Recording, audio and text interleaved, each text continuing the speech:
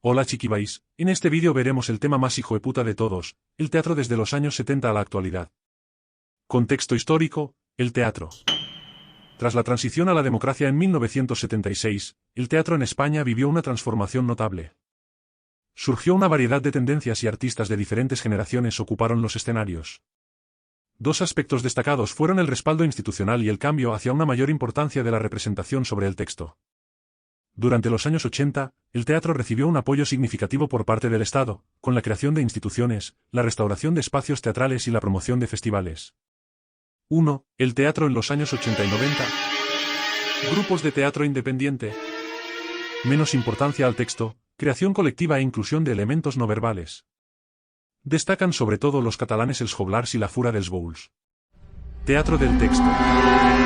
Diamante Negro años 80. Durante los años 80, el teatro español vio el surgimiento de dos generaciones sucesivas de dramaturgos. La primera, nacida en los años 40, incluyó a José Luis Alonso de Santos con su obra Bajarse al Moro, Fermín Cabal con su obra más importante, Caballito del Diablo, Ignacio Amestoy con su obra en vasco, Ederra y José Sanchís Sinisterra con su obra Ay, Carmela. Diamante Negro años 90, la segunda generación, nacida a fines de los años 50, contó con nombres como Paloma Pedrero con su obra más importante, Una estrella, Ignacio del Moral. Y Ernesto Caballero con su obra, Auto. Diamante Negro temas. Estos autores abordaron una amplia variedad de temas contemporáneos, como la sociedad, la droga, el terrorismo, la corrupción política, la violencia de género y la inmigración. También exploraron conflictos psicológicos y la Guerra Civil Española, desde la perspectiva del bando derrotado. Diamante Negro técnicas. En cuanto a las técnicas teatrales, se destacó un retorno al realismo, con tramas comprensibles y personajes psicológicamente coherentes, buscando conectar con el público. Aunque se evitó la solemnidad y el experimentalismo extremo, se incorporaron estructuras metateatrales, elementos simbólicos y referencias intertextuales en algunas obras. 2. El teatro en el siglo XXI. A finales de los años 90 surge un grupo de dramaturgos españoles nacidos en los años 50, conocidos como la generación Bradomín. Se distinguen dos vertientes principales en sus obras. Diamante Negro predominio del texto, un teatro centrado en el texto dramático, representado principalmente por Juan Mayorga, quien reflexiona sobre diversas formas de opresión y dominación, así como la indefensión de las víctimas ante el abuso y la violencia.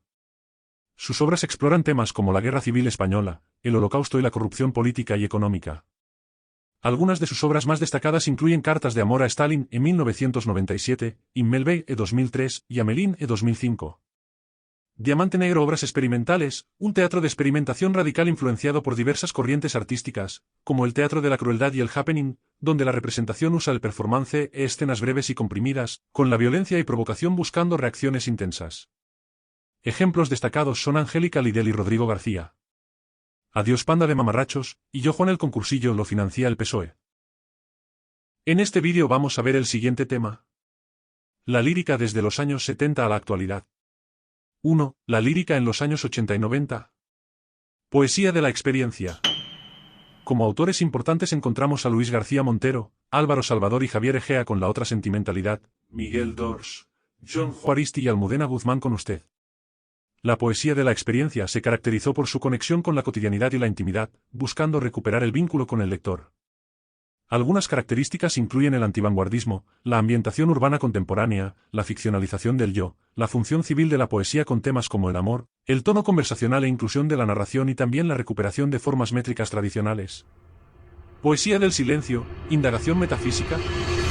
La poesía del silencio, surgida desde finales de los años 70, es cultivada por poetas como José Ángel Valente con su obra Material Memoria, Antonio Gamoneda con Libro del Frío, Clara Janés y otros. Se caracteriza por su indagación metafísica, concisión expresiva y renuncia a lo anecdótico y sentimental. Reflexión metalingüística. El lenguaje es fundamental para estos poetas, siendo las palabras las que dan realidad a las cosas y permiten orientarse en el mundo. Se exploran conceptos como la voz y el habla como sostén humano. Preocupación por la muerte se convierte en un tema central, explorando la frontera entre la existencia y la extinción, la vida y la nada. La reflexión sobre el ser. Apertura a la trascendencia, se busca alcanzar lo absoluto o la plenitud, a menudo a través de momentos de éxtasis o experiencias espirituales. 2. La lírica en el siglo XXI. Con el cambio de siglo, los poetas de la experiencia y del silencio convergen hacia una poesía meditativa que oscila entre la celebración de la existencia y la melancolía por el paso del tiempo, teniendo sobre todo elementos autobiográficos. Destacan poemarios como La certeza, 2005, de Eloy Sánchez Rosillo, Metales pesados, 2001, de Carlos Marzal y Santa deriva de Vicente Gallego. AYPS. En este vídeo voy a explicar el tema de la narrativa española desde los años 70 a la actualidad. Esta época comienza con la obra, La verdad sobre el caso Savolta, del autor Eduardo Mendoza. A continuación veremos los siguientes apartados del tema. 1. Nuevos realismos. Rafael Chirves. La larga marcha, en 1996, y En la orilla, en 2013, retrata la evolución de la sociedad española desde la posguerra hasta la crisis económica de 2008, ofreciendo una crítica cruda de la España contemporánea. Otros autores como Elvira Lindo, conocida por novelas como Una palabra tuya, 2005, y Lo que me queda por vivir, 2010, emplea humor y ternura para retratar la vida cotidiana en el Madrid de los años 80. Almudena Grandes. Malena es un nombre de tango, en 1994, y Los pacientes del Dr. García, 2017, ofrece una mirada ambiciosa y relevante de la intrahistoria de las clases medias y la España del franquismo. Realismo cervantino. Exploró la dialéctica entre una realidad vulgar y una fantasía consoladora. La fuente de la edad, en 1986, de Luis Mateo Díez. Por otro lado, Juegos de la edad tardía, en 1989, de Luis Landero. La generación X. Surgió una generación de escritores jóvenes en los años 90, conocidos como la generación X, que retrataron la juventud urbana de manera cruda y nihilista en obras como Historias del Crounen, en 1994, de José Ángel Mañas y Lo peor de todo, en 1992, o Héroes, en 1993, de Rey Loriga. Novela policíaca. España experimentó un auge de la novela negra, denunciando la corrupción y la violencia en la sociedad. Manuel Vázquez Montalbán se destaca con su detective Pepe Carvalho, junto a otros autores como Alicia Jiménez Barlet con Petra Delicado y Lorenzo Silva con Bevilacqua y Chamorro. Novela histórica. Obras como No digas que fue un sueño, en 1986, de Terence Moix y El capitán a la triste, en 2004, de Arturo Pérez Reverte, el cual destaca por su subgénero de novela de aventuras. 2. Corrientes. Autobiografismo.